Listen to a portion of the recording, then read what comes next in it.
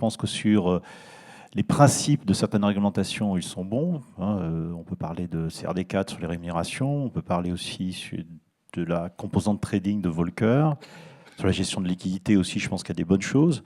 Et même dans les principes, ce que fait BCBS 239 sur la qualité des données, et ainsi de suite, c'est des bons principes.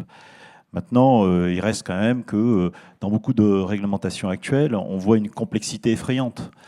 Si je prends par exemple les reporting transactionnels qui nous sont demandés dans EMIR, Dodd-Frank, mais aussi MiFID, c'est prodigieux comme données en fait. On nous demande des tonnes de données, on ne sait pas ce qu'on va en faire.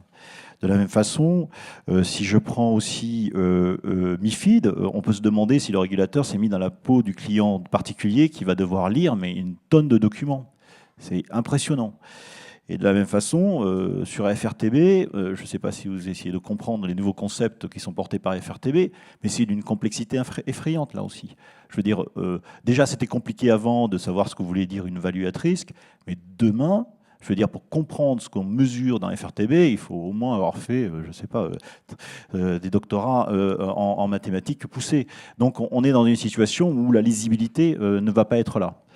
Et enfin, moi je dirais, plus grave aussi, c'est qu'on a beaucoup parlé aussi ici des problématiques sur l'impact de ces réglementations sur l'économie, mais ça a aussi une vraie composante, je dirais, néfaste sur l'innovation des banques.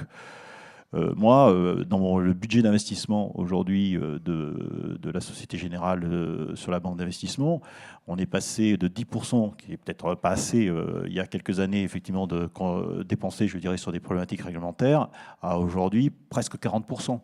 Donc c'est autant d'innovation, autant de développement pour l'économie qu'on ne fera pas.